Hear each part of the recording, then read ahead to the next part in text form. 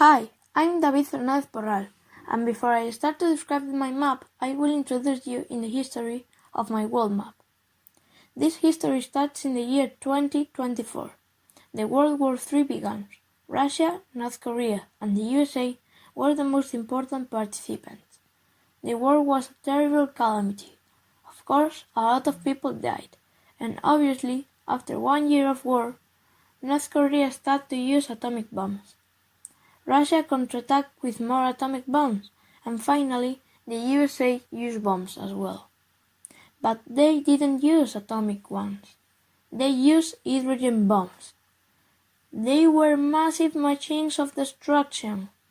After that, all the world thought that was the end of the war. But North Korea had a very special trick. They kidnapped a lot of Asian scientists. With that massive quantity of incredible persons, they made the triple die bomb, the TD bomb. North Korea didn't know limits, and that was the principal inconvenience for our world. The bombs were terrific, and they destroyed the world. The tectonic plates were broken, and almost all the life in the world was eliminated. 6,000 years later, the world is just like you see in the map, with a minimum human population and with some types of evolved animals. A very crazy world, right? Oh, I almost forgot it. Now this world is called Extremia. I will start to describe the map from north to south and from west to east. In the northwest of the map, it's the Timor side. The Timor side is a no place and it's at the other side of the rebuilt Chinese wall.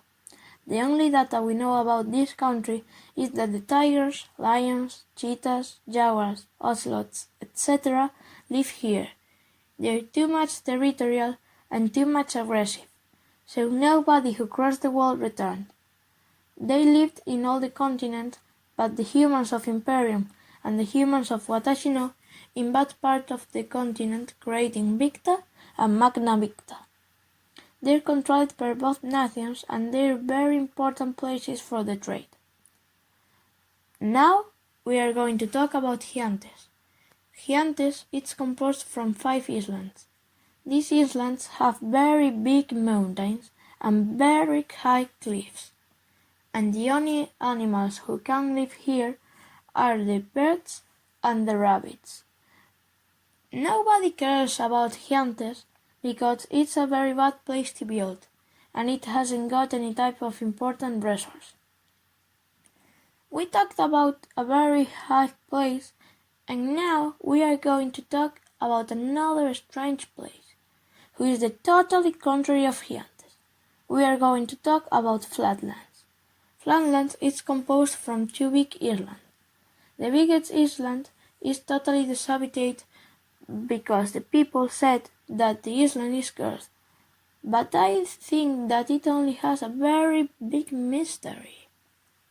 The small one is habited by a little population of reindeers.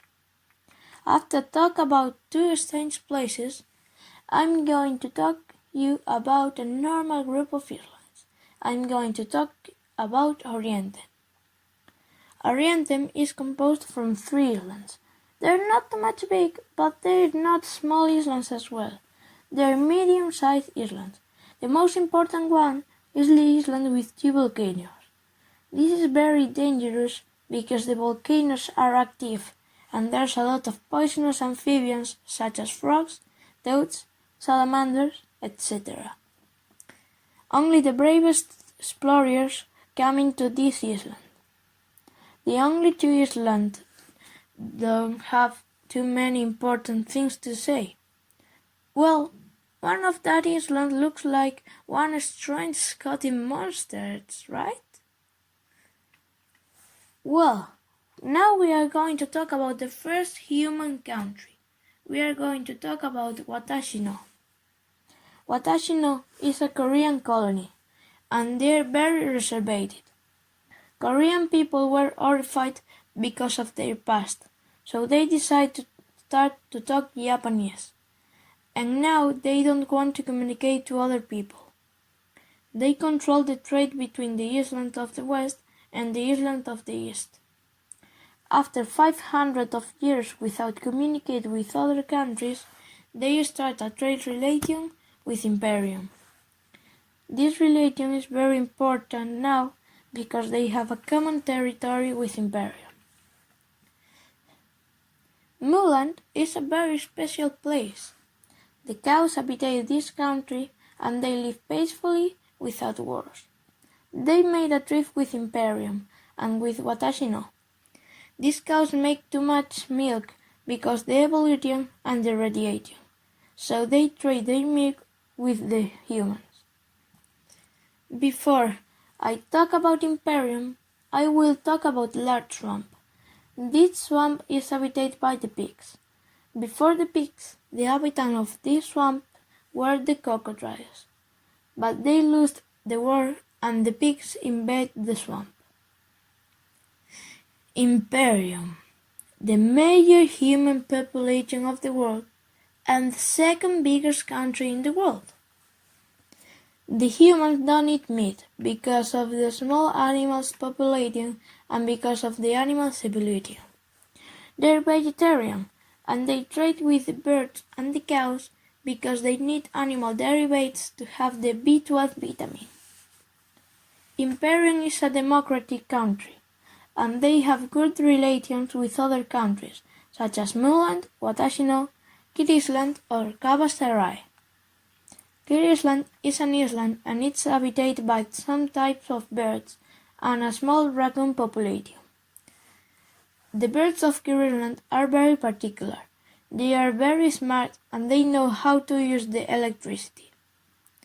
With their intellect, they control the raccoons and they use them as cheap labor. They also trade their leftover eggs with the humans.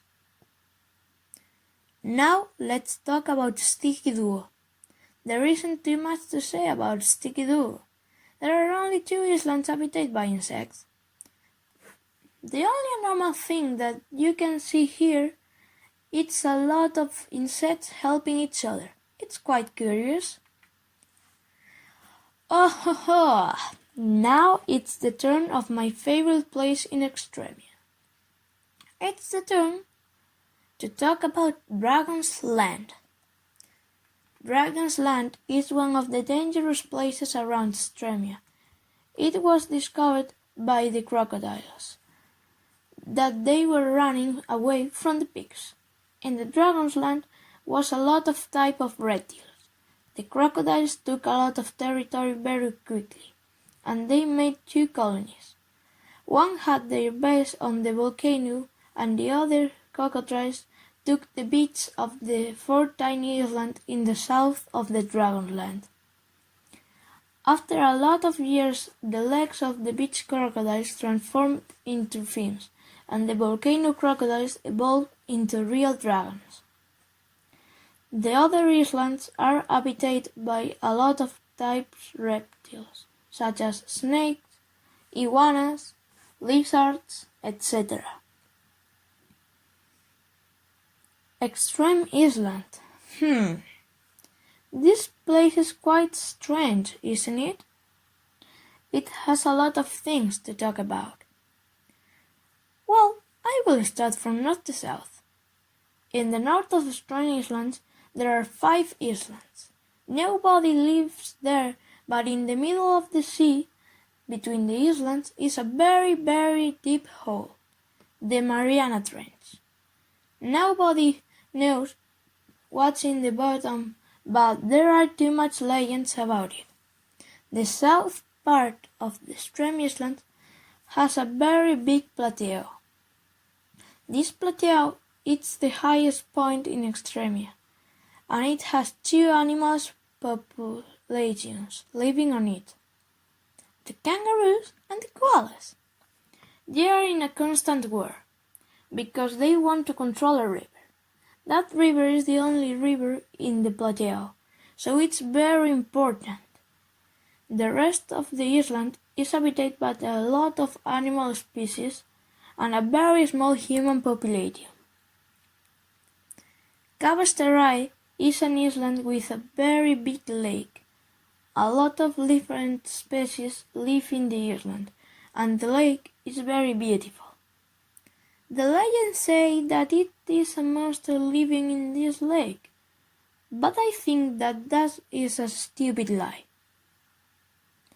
The last place that I'm going to describe is called Camp Stribus, and in the past it has a massive quantity of ice.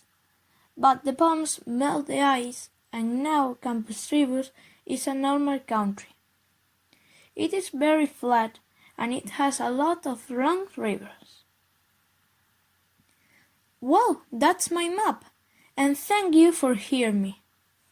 Bye bye.